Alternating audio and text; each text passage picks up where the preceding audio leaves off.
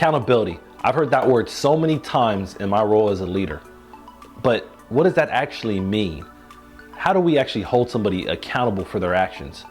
In this video, we're going to talk about accountability and how to effectively use it in your style of leadership. Before we get into the video, make sure you hit that like and subscribe button, hit that little bell so you can hear more videos in the future. Let's get to the video.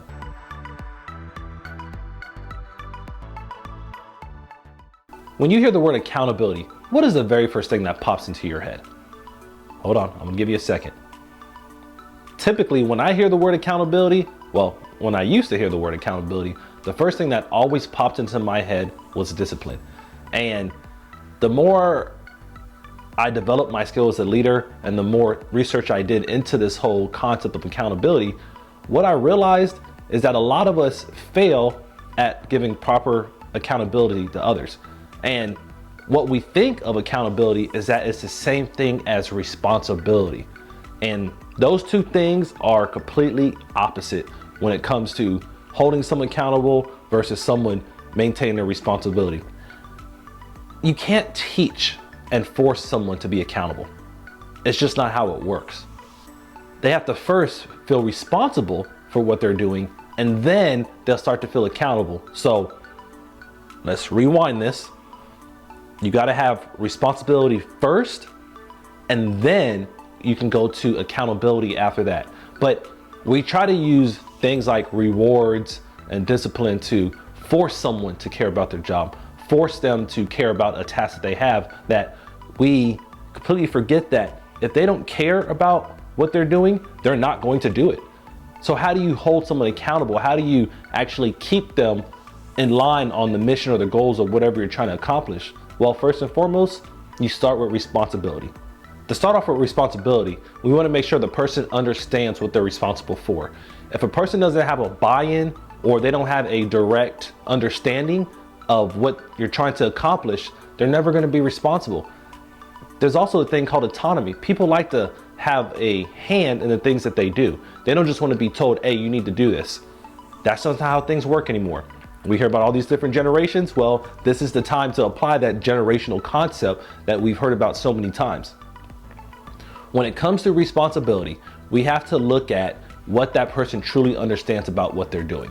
Because if they don't understand what they're doing, they're not going to believe in whatever you're trying to get them to accomplish. It doesn't work like that. So when you're first looking at responsibilities, let's look at how much the person knows about it. Let's look at how much the person feels that they have control over. Because if it's zero, that's how much accountability you're gonna have because they don't feel responsible. To add, when it comes to responsibility, the person has to feel like they can contribute to it. They have to feel like they have some kind of hand in the overall decision, because when they're able to input their opinion or impart their experience, they truly believe what they have. If you're trying to increase responsibility to get to accountability, remember, you have to go through those two things. You have to make sure the person understands what they're doing, and then also they have some kind of control in the outcome. In order to improve responsibility, first, I would recommend sitting down with that person and coming up with mutually agreed upon objectives on what you're trying to accomplish. Don't just say, hey, you're responsible for this area, because we've been in those roles before. I can tell you, as a rookie cop, as a brand new correctional officer, sometimes I was kind of thrown into certain things in certain settings, and it was not great at all. I had to learn the hard way, and that kind of experience stunted some of my growth in those areas. So when you're sitting down with your team, when you're sitting down with your child, where you're trying to increase their responsibility so you can eventually get to accountability, sit down and figure out what your objectives are and what their objectives are, and find that mutual understanding that allows you to combine those two areas. Next, try to figure out if the person has a more of a intrinsic or extrinsic personality. Well, what does those two areas mean?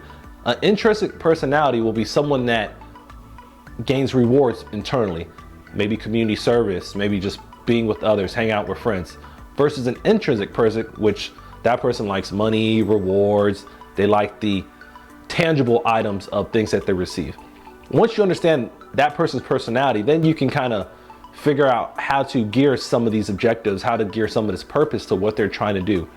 Keeping in mind that Intrinsic rewards typically last longer because it's something that the person truly believes in and it makes them feel good, versus intrinsic rewards. They're good, but a lot of times the more you give, the more you have to increase over time. So if you gave a person a reward for, let's say, $50, next time they're going to be expecting a reward for $100. It's just, when it comes to intrinsic personalities, it's always good to try to figure out what's actually driving them towards these intrinsic rewards, because there's always something in there that's internal that they want. For example, if someone likes to get $100 rewards, well, what are they using that money for? It's something that they're going to use it. They're not just going to take the $100 and put it on their bed. So you have to kind of determine, well, what drives this person. So first, when you're looking at the personalities, take that surface value of, do they like intrinsic or extrinsic rewards? And then as you determine what works for that person, that's how you gear some of this understanding of how to create this higher level of responsibility for them. Now that you have established some objectives and you kind of have an understanding of that person's intrinsic or extrinsic personality, now this is where the fun begins. And I know this may not sound fun in the beginning, but when you start looking at the benefits over a long period of time, you kind of see where you and that person grow, and you see where that person starts to increase their responsibility. And then when it comes to the accountability side, you're not doing as much as needed. The first part of this fun activity, after you've learned those two areas, is feedback. I talked about feedback on the prior video, but now this is your chance to give feedback to that person as they meet some of these objectives that you have already established with them.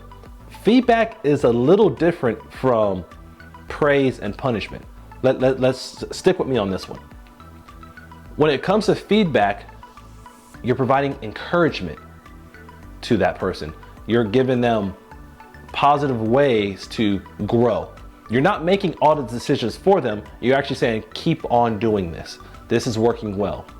Praise just says, oh, you did a great job. And that's it. Same thing with something like punishment. Oh, you're wrong. Those things just force a decision, not really giving that person any other means to get better. And I know a lot of times it seems like it's the easiest thing to do, whether it's praise or punishment, but you're not allowing that person to grow. You're not allowing them to understand what's actually happening. So when you're looking at the type of feedback you want to use in this particular setting, encouragement allows the person to continue moving in the right direction of what they're already working on. Let's slide back a little bit and not always just start pushing praise and punishment. Let's try to look at pushing encouragement when it comes to feedback. Number 2, we want to work on something called strategic non-intervention. I know it's pretty self-explanatory, but let's take some of these concepts in mind when we're thinking about strategic non-intervention. Whenever we hear of the word intervention, we always think of, hey, it's time to make a change, specifically with that person on something they're doing. With strategic non-intervention, we're actually taking a step back and allowing this person to experience the consequences of their actions. Now, consequences can be good or they can be bad. It's just a matter of what happens, but we have to allow this person to experience this in order for them to succeed. Now, it ain't just let's throw them to the wolves and see what happens. It has to be strategic on what those objectives are that you outlined earlier with them. So let's just give a quick and sometimes comical example. Let's say that you're training a teenager how to drive. Now, only way they're gonna learn how to drive is to go get in the car, start it, put it in drive, take their foot off the brake, and press the gas.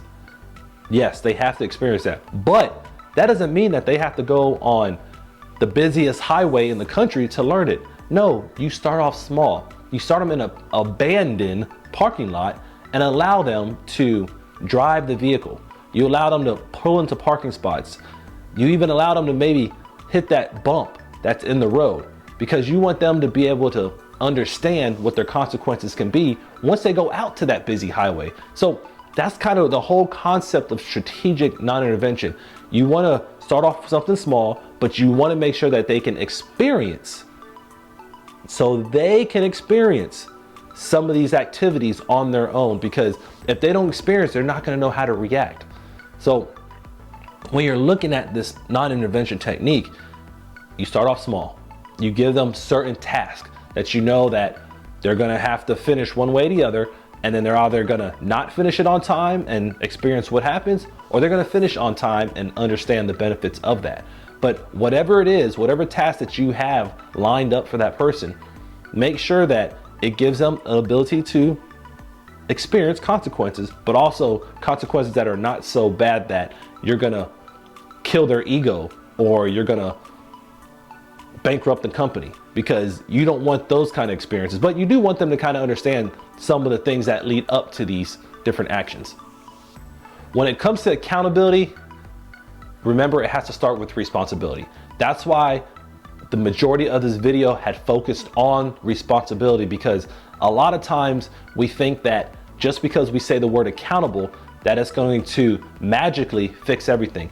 It does not work like that. We have to use and improve the understanding a person has on whatever objective that needs to be accomplished. If they're not responsible for what they're doing, they're not going to be accountable for it. It's part of the process of leaders that we understand that it's just not all about discipline. It's not all about just giving a reward out to everybody. It's about making people better. It's about helping them truly understand the purpose of what's going on. We don't want to give everybody the answers. Anybody that's been a coach or that's been through the coaching process before, we understand that when it comes to making decisions, that whoever that person is that's being coached already knows the answers. But as the coach, you're just giving thought-provoking questions, or you're giving slight ideas to put that person in the right direction. The same thing comes when we think about accountability. A lot of people are facing accountability issues right now because they are not connected to the area that they're in. They don't feel like they have a responsibility to do right.